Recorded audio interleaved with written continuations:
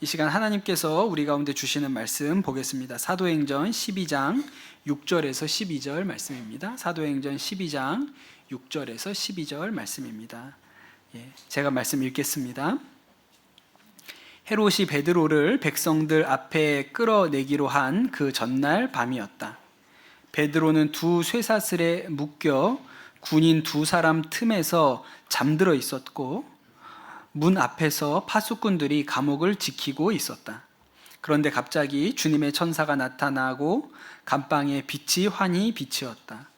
천사가 베드로의 옆구리를 쳐서 깨우고 말하기를 빨리 일어서라 하였다. 그러자 쇠사슬이 그의 두 손목에서 풀렸다. 천사가 베드로에게 띠를 띠고 신을 신어라 하고 말하니 베드로가 그대로 하였다. 또 천사가 그에게 겉옷을 두르고 나를 따라오너라 하니 베드로가 감방에서 나와서 천사를 따라갔다. 베드로는 천사가 하는 일이 참인 줄 모르고 자기가 환상을 보고 있는 것이라고 생각하였다. 그들이 첫째 초소와 둘째 초소를 지나서 시내로 통하는 철문에 이르니 문이 저절로 열렸다. 그래서 그들은 바깥으로 나와서 거리를 하나 지났다. 그때에 갑자기 천사가 떠나갔다. 그때에야 베드로가 정신이 나서 말하였다. 이제야 참으로 알겠다. 주님께서 주님의 천사를 보내셔서 헤롯의 손에서 그리고 유대 백성이 꾸민 모든 음모에서 나를 건져주셨다. 이런 사실을 깨닫고 베드로는 마가라고도 하는 요한의 어머니 마리아의 집으로 갔다. 거기에는 많은 사람이 모여서 기도하고 있었다. 아멘. 하나님의 말씀입니다. 오늘은 조금 어려운 이야기로 시작을 한번 해볼게요. 우리 청소년들은 잘 알 것 같은데 문학 기법 중에 수미상관이라는 것을 압니까? 아세요? 네, 다 전혀 처음 들어본다는 눈빛이. 네, 문학뿐만 아니라 시나 소설 이런 뿐만 아니라 영화 같은 데도 쓰이는 방법이거든요. 예를 들어 이런 겁니다. 그 김소월의 유명한 시가 있죠. 진달래꽃. 진달래꽃이 이렇게 시작하죠. 나보기가 역겨워 가실 때에는 말없이 고이 보내드리우리다 이렇게 시작하잖아요. 그리고 나서 2년에 이제 진달래꽃을 뿌리겠다고 얘기하고 3년에 사뿐히 지려밟고 가시라고 그렇게 한 다음에 이제 마지막으로 4연이 나오는데 4연이 1년의 반복이에요. 나보기가 역겨워 가실 때에는 죽어도 아니 눈물 흘리우리다 이렇게 하잖아요. 그러니까 앞에하고 끝에가 비슷하고 조금 다르죠. 그러니까 그래서 숨이 머리하고 꼬리가 이게 상관이 있다. 이게 숨이 상관이지 않습니까? 국어 시간 같죠? 예. 이게 소설에만 문학 작품에만 그런 게 아니고 영화도 그런 기법을 써요. 우리가 다 전 세대를 아우를 만한 영화가 이제 잘 없습니다. 근데 어떤 영화가 있냐면 포레스트 검프라는 영화를 보면 첫 장면이 주인공이 이렇게 버스 정류장에 앉아 있을 때 깃털 하나가 날라오잖아요. 그리고 마지막 장면이 뭐예요? 그 버스 장면에서 깃털이 다시 어디론가 날아가는 게 마지막 장면이에요. 그래서 처음과 끝을 이렇게 맞추고 그 사이의 이야기가 이 포레스트 검프의 인생 이야기가 이렇게 들어가 있는 거죠. 이런 것이 수미상관입니다. 시작과 끝이 상관이 있다 이런 뜻이죠. 제가 왜 이 얘기를 하냐면 오늘 우리가 읽은 사도행전 12장이 수미상관으로 쓰여졌기 때문에 이 얘기를 하는 거예요. 사도행전 12장을 그냥 읽으면 그냥 시간 순서대로 이렇게 나오나 보다 싶지만 한 발 물러서 이렇게 보면 이게 처음과 끝을 맞췄구나 이런 것을 알 수가 있어요. 두 개의 죽음이 나옵니다. 앞에 죽음이 하나 나오고 뒤에 죽음이 나오고 그 사이에 베드로가 감옥을 나오는 이야기가 나와요. 12장이 이렇게 시작을 합니다. 헤롯 왕이 손을 뻗쳐서 그 교회에 속한 여러 명을 해하였다. 그렇게 나오고 그 예수님의 제자였던 야고보, 또 요한의 형제이기도 했죠. 이 야고보가 죽임을 당합니다. 이미 우리가 스데반이 순교했다는 것은 알고 있어요. 근데 12제자 중에 처음으로 순교한 사람은 야고보예요. 이 야고보가 순교를 당합니다. 그리고 나서 이 헤롯이 유대의 왕으로서 이렇게 기독교인들, 예수 믿는 사람들을 핍박하니까 헤롯의 인기가 막 높아지는 거예요. 그래서 이 헤롯이 베드로도 감옥에 가두었고 이제 유월절 명절이 지나가면 저 베드로도 꺼내가지고 죽여야겠다 이렇게 생각을 하고 있는 시점이었죠. 그게 앞에 나오는 이야기입니다. 그리고 맨 뒤에는 또 죽음 이야기가 나오는데 이번에 죽음은 헤롯의 죽음 이야기가 나와요. 헤롯이 두로와 시돈에 있었던 어떤 문제를 해결하려고 사람들을 모아서 모아놓고 그 자리에서 연설을 했는데 그 연설을 엄청 잘했나 봐요. 그래서 사람들이 헤롯의 음성을 듣고 야, 신의 목소리다 이렇게 얘기를 했는데 헤롯이 그 말을 듣고 하나님께 영광을 올려드리지 않아서 벌레에 먹혀 죽었다. 또 우리도 궁금하죠. 어떻게 하는 게 벌레에 먹혀서 죽는 건지. 벌레에 먹혀 죽었다 이렇게 성경이 기록을 합니다. 그래서 뒤쪽에는 헤롯의 죽음 이야기가 나와요. 여기서 우리가 헤롯에 대해서 조금 공부를 할 필요가 있는데 성경에 헤롯이라는 이름이 여러 번 나옵니다. 잊혀질 것 같으면 나오고 또 나오고 그래요. 그래서 그냥 모르고 읽으면 헤롯은 뭐 죽지도 않고 오래도 산다 이렇게 생각을 하는데 다 다른 사람이에요. 제일 먼저 등장하는 헤롯은 동방박사가 찾아간 헤롯이 있죠. 예수님이 태어날 때. 그래서 베들레헴의 모든 아기들을 다 죽여라 이런 명령도 했지 않습니까? 이 사람이 첫 번째 헤롯입니다. 이 사람 때부터 헤롯 왕조라는 게 시작이 된 거예요. 그래서 이 헤롯을 부를 때는 그레이트 헤롯, 헤롯 대왕이라고 부릅니다. 그런 헤롯이 있어요. 그리고 두 번째로 등장하는 헤롯이 예수님이 죽으실 때, 예수님이 십자가에 달리시기 전에 헤롯 왕에게 보내져서 헤롯 왕의 신문을 받으시거든요. 그때 헤롯이 또 나와요. 이때 나오는 헤롯은 아까 말했던 헤롯 대왕의 아들이에요. 같은 사람이 아니고요. 헤롯 대왕의 아들입니다. 그리고 그래서 이 헤롯을 부를 때는 보통 헤롯 안디바라고 불러요. 헤롯 대왕이랑 구분하려고 헤롯 안디바라고 부르고요. 이 헤롯 안디바의 부인도 유명합니다. 헤로디아라는 여자였어요. 이 헤로디아라는 여자가 세례 요한을 죽여서 그 목을 가지고 와라 이렇게 했던 사람이 헤로디아잖아요. 그 헤로디아의 남동생이 오늘 말씀에 나오는 헤롯이에요. 그 세 사람이 다 다른 사람입니다. 그래서 오늘 말씀에 나오는 헤롯은 헤롯 아그리파 1세라고 불러요. 보통은 이 헤롯 아그리파 1세는 억수로 운이 좋은 사람입니다. 사실은 좀 이렇게 헤롯의 많은 자녀들 중에 이렇게 아웃사이더여서 왕이 될 수 없는 사람이었거든요. 그리고 좀 이렇게 허랑방탕하게 살았고, 그래서 누나 헤로디아 말도 잘 안 듣고 미움받았고 뭐 이런 사람이에요. 그래서 혼자 로마에 가서 살았는데 거기에서 어울려 놀던 사람 중에 칼리굴라라는 사람이 있었어요. 근데 그 사람이 나중에 황제가 됩니다. 그래서 로마 황제의 신임을 받는 사람이 됐고, 그 칼리굴라가 죽고 그 다음에 클라우디오라는 황제가 다시 서는데도 이 헤롯이 우연한 기회에 로마에 있다가 개입을 하게 돼요. 그래서 또 그 클라우디오 황제에게도 신임을 받았던 억수로 운 좋은 사람.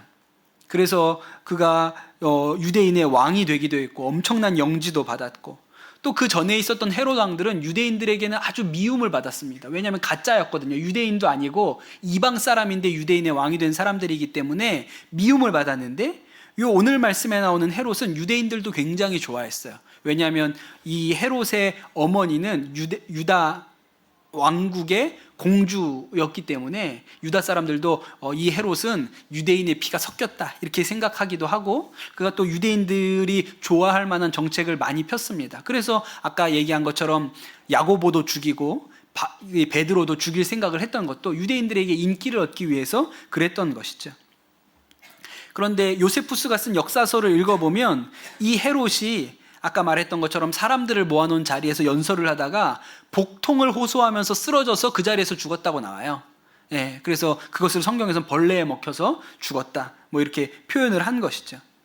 그래서 앞에는 야고보의 순교 이야기가 나오고 끝날 때는 헤롯 왕의 죽음에 대한 이야기가 나옵니다. 그리고 그 사이에 베드로가 감옥에서 탈출했다, 감옥에서 살아서 나왔다, 이 얘기가 중간에 들어가게 되는 것이죠. 우리가 볼 때 야고보가 순교했다는 이야기를 들으면 좀 안타까운 생각이 듭니다. 베드로는 똑같이 감옥에 들어갔다가 살아나오잖아요. 근데 야고보는 들어갔다가 살아나오지 못하고 죽었어요. 그러니까 왜 누구는 살려주고 누구는 죽고 그러냐, 우리가 이런 생각을 하지요. 그런데 여러분, 하나님의 관점에서 보면 그런 게 아니라는 것을 알아야 됩니다. 하나님의 관점은 우리가 보는 것과 다르죠.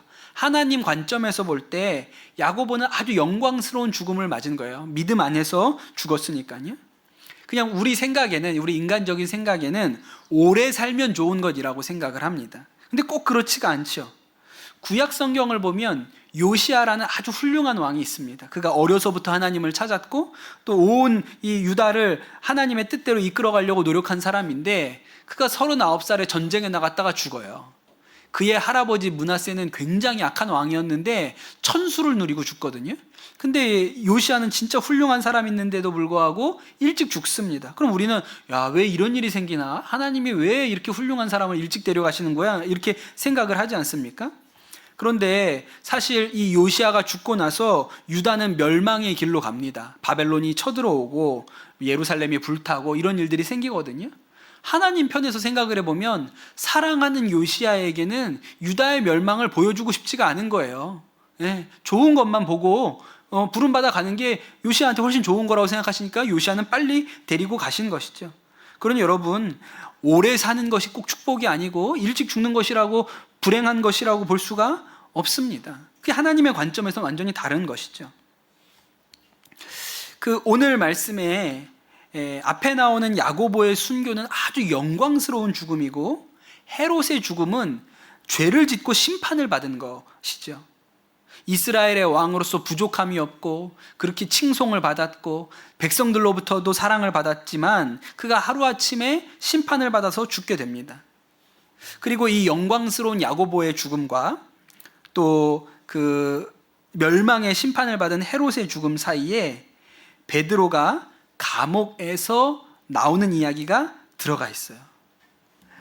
그러니까 여러분, 오늘 이 이야기가 단순히 베드로가 감옥에 갇혔다가 기적적으로 풀려났다의 의미가 아닌 거예요.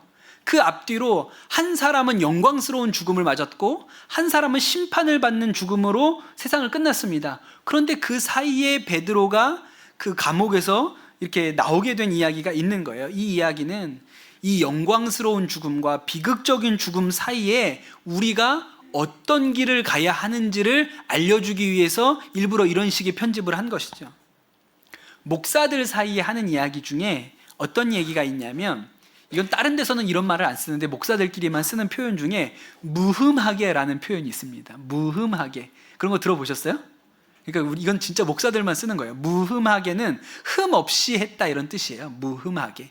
어떤 때 쓰냐면, 어떤 목사님이 은퇴하세요. 그러면은 이제 은퇴하시는 거에 대해서 양력을 읽을 때 40년 동안, 30년 동안 목회를 무흠하게 하시고, 이렇게 하는 말이 무흠하게라는 말이 있거든요. 그냥 늘 목사들 사이에서는 관용구처럼 쓰이는 말이에요. 그런데 생각해 보면 그 목회 30년, 40년 하시는 그 목회를 무흠하게 했다는 일은 굉장히 복된 일이죠. 정말 칭찬받을 일이에요. 우리가 지금 주변에 들리는 이야기들 중에 뭐 훌륭하신 목사님이라고 그랬다가 하루아침에 추락하는 목회자들이 얼마나 많습니까? 뭐 돈 문제에 얽혀가서, 여자 문제에 얽혀가지고 그 존경받았던 모든 것을 하루아침에 다 날려버리는 사람들이 너무 많잖아요. 그러니까 마지막 은퇴 때까지 무흠하게 목회를 감당했다. 그건 정말 축복받을 일인 것이죠. 그런데 목사뿐만 아니라 성도들도 영광스러운 죽음을 갈 수도 있고 비극적인 죽음으로도 갈 수도 있는 거예요. 근데 여러분, 당연히 우리는 영광스러운 길로 가야겠죠? 그 길을 누가 보여주고 있습니까? 오늘 말씀에 베드로가 그 감옥을 나오는 그 이야기를 통해서 이 영광스러운 죽음으로 가는 길, 죽지 않고 살았는데, 야고보는 죽었는데 베드로는 살아있잖아요. 그럼 베드로는 그 마지막 때까지 영광스러운 죽음을 위하여 어떻게 살아가야 하는지를 베드로가 우리에게 알려주고 있는 것이죠. 베드로가 감옥에 갇혔습니다. 그리고 이제 헤롯은 명절이 끝나면 베드로를 꺼내가지고 처형을 해야겠다, 딱 이렇게 계획을 가지고 있는 거예요. 그런데 오늘 말씀을 읽어보면 헤롯이 백성들 앞에서 베드로를 처형하기로 한 전날이라고 기록하고 있어요. 그러니까 내일 날이 밝으면 베드로를 끌어내서, 야고보는 목을 쳐서 죽였다 그랬거든요. 그것도 문제가 있죠. 이렇게 죽이면 안 되는데 목을 쳐서 죽인 거예요. 근데 이제 내일 해가 뜨면 베드로도 그렇게 죽임 당하게 되는 형편입니다. 그런데 성경은 너무 비현실적으로 이 상황을 묘사하고 있어요. 여러분, 내일 여러분이 사형 집행을 당한다고 가정을 한번 해보세요. 여러분, 오늘 마지막 밤입니다. 내 인생의 마지막 밤이에요. 잠이 올까요, 안 올까요? 잠이 안 오겠죠. 그런데 오늘 말씀을 보면 베드로는 자고 있었던 거예요. 내일 처형당하는데 베드로가 자고 있었습니다. 그것도 그냥 뭐 사람이 밤새워서 막 긴장하고 있다가도 또 막 이렇게 잠깐 고개가 떨궈지고 이렇게 졸 수는 있겠죠. 그런데 그 정도가 아니고 베드로는 굉장히 깊이 자고 있었어요. 천사가 그 감옥에 나타났습니다. 천사가 나타날 때 막 이렇게 광채가 비출 거 아니에요. 보통 이런 장면에서 그렇게 천사가 나타나서 광채가 비추면 깹니다, 사람이. 베드로는 안 깨요. 천사가 나타나서 광채가 쫙 비추는데 베드로가 계속 자고 있는 거예요. 천사가 좀 당황하죠. 이거 보통 일어나는데, 내가 이렇게 짠 하고 나타나면 보통은 자다가도 다 일어나는데 얘 뭐지? 이런 거예요. 성경에 뭐라고 나오냐면 천사가 베드로의 옆구리를 3개 쳤어요. 야, 왔어. 야, 일어나. 야, 아직도 자고 있으면 어떡해. 이렇게 옆구리를 쳤다고 나오거든요. 그래서 간신히 베드로를 깨워서 감옥을 나오는데 베드로는 아직 잠이 덜 깼습니다. 감옥을 그가 탈출해서 나오는데 비몽사몽간에 그냥 목류병 환자처럼 나오는 거예요. 감옥을 다 나오고 나서야 이게 꿈이 아니네? 이러고 그제서야 정신이 들었다고 성경이 기록하고 있거든요. 여러분, 세상에 사람이 어떻게 이렇게 둔할 수가 있습니까? 내일 죽는데. 그런데 그냥 깊이 자는 거예요. 아주 편안하게 자는 거예요. 근데 이것은 성격의 문제가 아닌 것이죠. 이 장면을 통해서 우리가 알 수 있는 것이 무엇입니까? 베드로가 믿음이 있었다는 거예요. 예, 사랑하는 성도 여러분, 우리의 인생이 예수 믿었기 때문에 고난이나 역경이 없이 그냥 탄탄대로 순탄한 일들만 그렇게 있을 거라고 생각이 되십니까? 그렇지 않죠. 여러분, 베드로가 예수 믿어서 감옥에도 갇히고 사형 선고도 받고 이런 문제와 사건 사고들이 있는 거예요. 그런데 베드로가 세상 사람들하고 뭐가 달랐냐면 잠을 잘 잤다는 거예요. 평안했어요. 내일 사형 선고를 받고 죽을 형편인데 베드로는 편안하게 잤습니다. 거기에 베드로의 믿음이 있는 것이죠. 원래 베드로가 그랬던 사람이 아니에요. 그가 두려움이 있었고 예수님이 3번 부인한 사람입니다. 그런데 베드로가 성령 세례 받고 나니까 더 이상 죽는 게 두렵지 않았어요. 부활하신 예수님을 만나고 나니까 그래, 나도 예수 그리스도 안에 죽으면 부활하는 거지. 주님 안에 부활하고 영원한 생명 얻는 거지. 이렇게 마음으로 믿어지니까 두려움이 없어졌어요. 그래서 공회에 끌려가서도 사람에게 복종하는 것보다 하나님께 복종하는 것이 마땅합니다. 나는 계속 예수님 전해야겠습니다. 이렇게 얘기하죠. 어차피 죽으면 천국 가서 사랑하는 예수님 품에 안길 것 텐데, 아유, 야고보가 부럽지. 저렇게 빨리 부름받은 야고보가 부럽지. 이게 베드로의 마음이에요. 그러니까 베드로는 내일 사형 집행이 있다 그러는데 깊이 잡니다. 편안합니다. 이게 베드로가 가지고 있는 믿음이었어요. 두 번째로 베드로에게 어떤 일이 있었는가? 그에게 아주 너무나도 분명한 성령의 인도하심이 있었습니다. 베드로가 감옥 안에 있을 때 이 베드로를 지키기 위해서 4명씩 한 조로 4팀이 돌아가면서 경비를 섰다고 성경이 기록하고 있거든요. 그러니까 아주 그냥 물 셀 틈 없이 경비를 선 거죠. 못 도망가게 하려고. 그런데 천사가 나타나고 그 천사의 인도로 이렇게 묶었던 것들이 풀어지고 빠져나옵니다. 영화로 보면 아주 긴장되는 장면인 거예요. 다 이렇게 보초들이 이렇게 지키고 있는데 베드로가 이렇게 지나가는데 잠깐 그때 딴 데 보고 있고, 그때 베드로가 그냥 막 이렇게 비몽사몽간에 막 이렇게 나가고 있는 그런 장면이에요. 첫 번째 초소를 지났고 두 번째 초소를 지나고 이제 마지막으로 큰 문, 감옥을 막고 있는 큰 철문이 있는데 그 철문이 철컹 하고 열려가지고 밖을 나가게 된 것이죠. 여러분, 예수 그리스도 안에 사는 사람의 삶이 그렇습니다. 우리는 그냥 되는 대로 사는 게 아니에요. 여기저기 그냥 막 찔러보고 어떤 길이 맞는 길인가 그냥 막 그렇게 사는 삶이 아닙니다.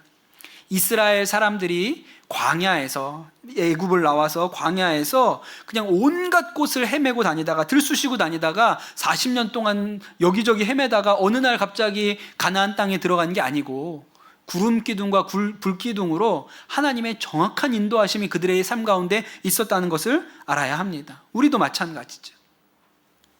그 철로 역정이라는 유명한 책이 있어요.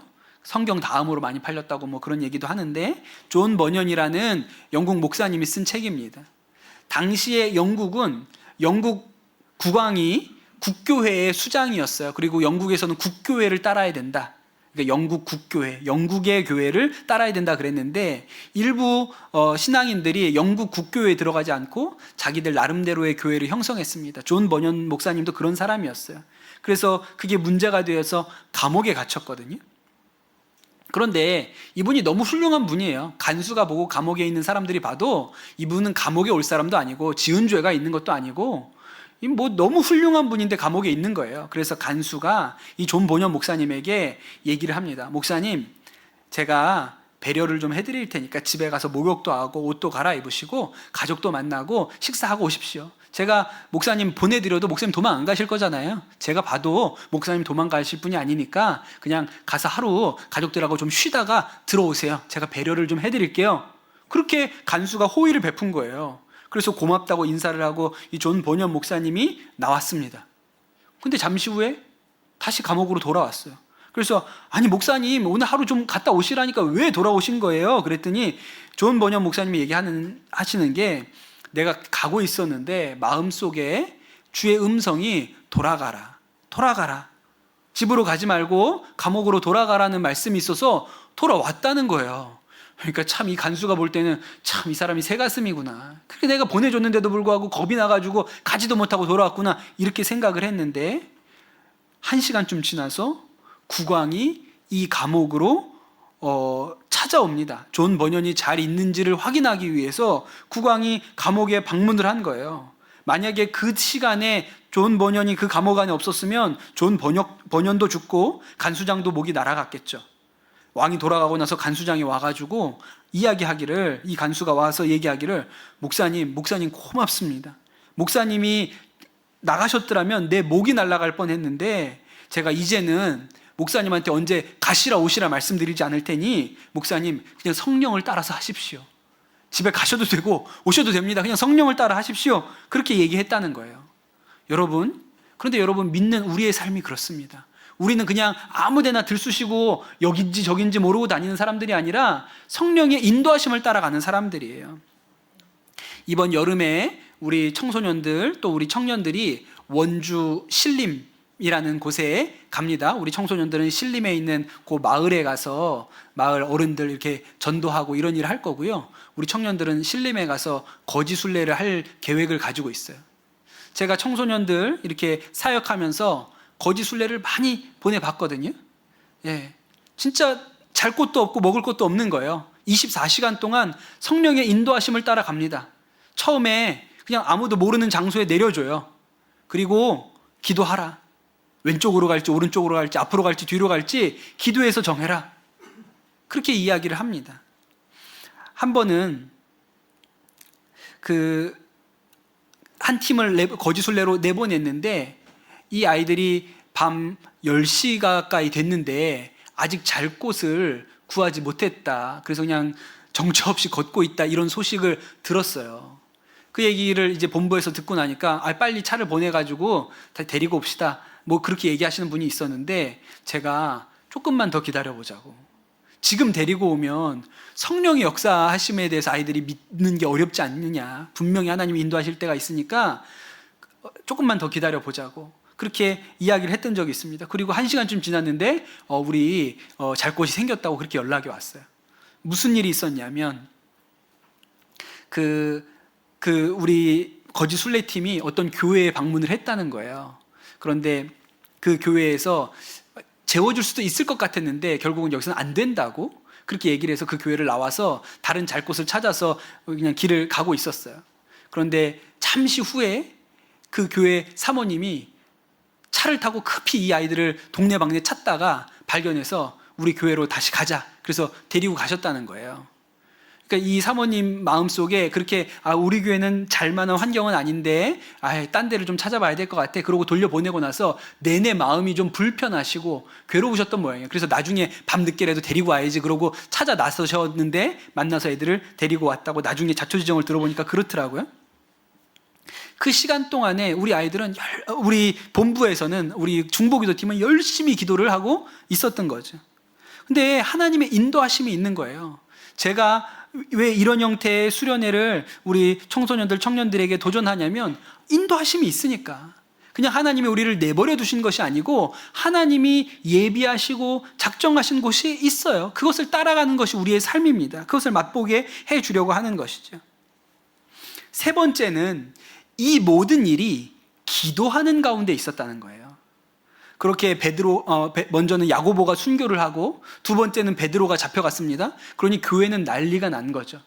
예, 그 교인들이 두렵기도 하고 이제 그 다음번 순서는 우리가 되지 않을까 두려운 마음도 있고, 그래서 그 마가의 다락방, 마가의 집에 모여가지고 문을 다 걸어 잠그고 기도하고 있었습니다. 베드로가 그렇게 감옥을 나와가지고 이제 그 성도들이 모여 있을 것 같은 마가의 집으로 가는 거예요. 문이 걸려 있는데 이렇게 들여다보니까 막 기도 소리가 들려요. 아, 기도하고 있구나. 내가 이렇게 감옥에서 나오는 이 모든 과정이 우리 성도들이 기도하는 일에서부터 비롯된 거구나. 그가 그렇게 알고 있는 것이죠. 그래서 그가 문을 두드렸더니 그 조그만 여자아이가 베드로가 왔다고. 근데 뭐 교인들이 안 믿지 않습니까? 그런데 베드로가 온 걸 보고 너무 기뻐하고 행복해하고 그런 일이 이 교회 가운데 있었던 것이죠. 제가 청소년들 데리고 이렇게 수련회 할 때 인천에서 목회하시는 어떤 교회 목사님을 강사로 모셨어요. 첫날, 둘째 날 와서 말씀을 좀 전해 주십사 말씀을 드렸는데, 첫째 날 말씀을 전하셨는데 굉장히 좀 이렇게 힘드셨던 모양이에요. 이렇게 아이들 마음이 열리는 것 같지 않고 설교도 좀 어렵고 힘들고, 그리고 나중에 말씀 끝나고 나서 기도를 인도했는데 기도도 잘 안 되고 그러셨던 모양이에요. 그래서 좀 힘드셨는데 나중에 가실 때 목사님 죄송합니다. 내일은 더 열심히 준비해서 그래서 오겠습니다. 그러고 돌아가셨거든요. 그리고 다음날 저녁 때 오셨어요. 근데 진짜 준비를 많이 해 오셨더라고요. 무슨 준비를 해 오셨을까요? 스타렉스에다가 그 교회 권사님들을 가득 채워가지고 오셨어요. 그리고 권사님들, 내가 오늘 설교 어제 완전히 망했는데 오늘은 이러면 안 되니까 뒤에 다 앉아가지고 기도하시라. 내가 설교하는 내내 우리 아이들 은혜 받을 수 있도록 뒤에 앉아서 기도하시라. 그래서 우리 아이들 말씀 듣는 내내 뒤에 그 교회 권사님들이 앉아가지고 뭐 뜨겁게 기도를 하시는 거예요. 여러분, 이게 기도의 역사 아닙니까? 예, 기도할 때 목사가 잘한다고 되는 게 아니고 성도들이 합심해서 기도할 때 그 기도의 능력으로 생명의 역사가 일어나는 것이죠. 존 파이퍼라는 아주 미국의 유명한 목사님이 하신 유명한 설교 중에 이런 얘기가 있습니다.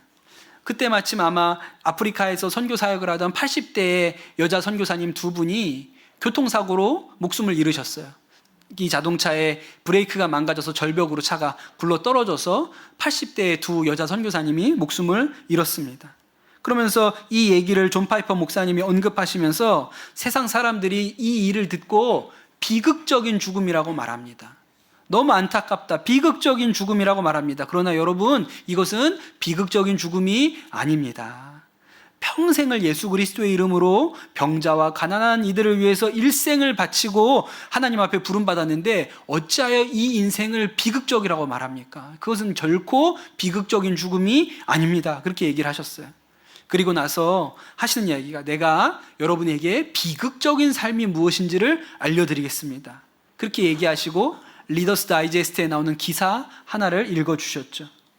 한 부부가 돈을 일찍 많이 벌어가지고 남들보다 좀 빨리 은퇴를 하셔서 플로리다 좋은 해변에 좋은 집을 사셨고 거기에 이사를 가셔서 사신다는 거예요.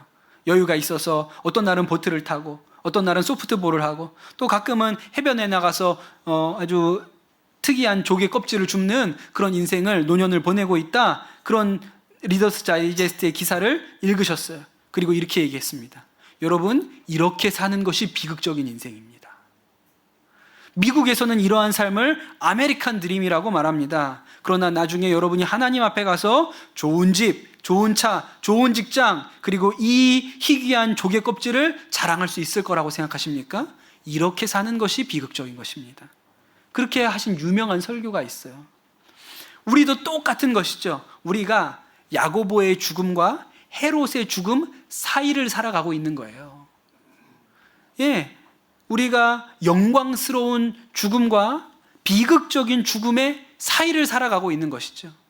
오늘 이 베드로가 감옥을 통과하여 나온 이 일을 통해서 우리에게 우리가 이 땅을 어떻게 살아야 영광스러운 죽음으로 들어갈 수 있는지를 가르쳐주고 있습니다. 야고보는 바로 순교했지만 베드로는 그리고 나서 20년을 더 삽니다. 그리고 나서 야고보랑 똑같이 죽어요. 우리는 어떻게 그 20년 우리에게 주어진 이 생애를 살아갈 수 있을까요? 오늘 말씀에 나오는 것처럼 믿음 가운데, 성령의 인도하심 가운데, 또 기도 가운데 살아가는 것이죠. 여러분, 이 베드로의 20년, 야고보다 더 살았던 20년의 인생이 편안하고 안락했다고 생각하십니까? 온갖 어려움들이 있었습니다. 온갖 박해와 온갖 고난들이 있었습니다. 그런데 그것과 동시에 성령의 분명한 인도하심이 있었고, 베드로 안에 굳은 믿음이 있었고, 또 기도할 때 하나님의 역사를 내내 경험하는 인생을 살았던 것이죠. 그래서 우리가 이 두 죽음 사이에서 베드로처럼 영광스러운 삶을, 영광스러운 죽음을 갈 수 있는 것입니다. 여러분, 오늘 이 베드로와 예루살렘 교회는 너무 멋있죠. 좋은 일만 있는 것이 아니었지만, 위기 가운데 있었지만 하나님께서 주시는 평강이 이 공동체 가운데 있었고, 부인할 수 없는 성령의 인도하심이 있었고, 성도들의 안에 기도의 응답이 있었으니 이게 얼마나 멋진 일입니까? 여러분, 우리 강남 선한목자교회가 이런 교회가 되기를 원하고, 또 우리 성도들의 삶이 영광스러운 죽음과 비극적인 죽음 사이에 영광스러운 삶을 여러분 살아내시게 되기를 축복합니다. 그 영광이, 여러분의 하나님께서 주시는 그 영광이 여러분의 인생을 비추시고, 우리도 야고보처럼 베드로처럼 영광스러운 마지막을 맞을 수 있는 은혜가 있게 되기를 예수님의 이름으로 축복합니다. 주신 말씀 붙들고 기도하도록 하겠습니다. 주님, 우리가 그저 눈에 보이는 편안한 삶, 눈에 보이는 안락한 삶을 우리 인생의 전부로 여기지 아니하고, 그것을 동경하지 아니하고, 성령의 인도하심이 있는 삶, 위기 가운데 우리가 믿음으로 반응하는 삶, 기도의 응답이 있는 삶을 하나님 우리가 소원하는 믿음의 눈을 열어 주시옵소서. 우리가 영광의 삶을 사모하는 마음이 우리 가운데 있게 하여 주시옵소서. 이 시간 우리 합심해서 기도하도록 하겠습니다. 기도합시다. 주님, 우리가 예수님을 믿는다고 하면서도 세상과 크게 차이 없는 가치관을 가지고 이 세상을 살고 있지는 않습니까? 그저 우리가 편안한 것이나 잘 먹고 잘 사는 일이 우리 인생의 전부로 여기고 살고 있지 않습니까? 주님, 오늘 우리로 깨닫게 하여 주시옵소서. 헤롯이 누렸던 부귀 영화를 보지 아니하고 그의 비극적인 죽음을 보게 하여 보는 믿음의 눈이 열리게 도와주시고, 야고보의 힘든 인생과 그의 순교를 비극이라고 여기지 아니하고 그것을 영광으로 볼 수 있는 믿음의 눈이 우리 가운데 있게 하여 주시옵소서. 그리하여 하나님, 우리가 성령의 인도하심을 따라, 믿음의 담대함을 따라, 기도의 능력을 따라 살 수 있는 힘을 우리에게 더하여 주시고, 그리하여 하나님, 우리가 주의 영광의 눈이 열려 영광스러운 죽음 가운데로 갈 수 있도록, 믿음 지키며 갈 수 있도록 힘을 더하여 주시옵소서. 감사합니다. 모든 말씀 우리 주 예수 그리스도의 이름으로 기도드립니다. 아멘.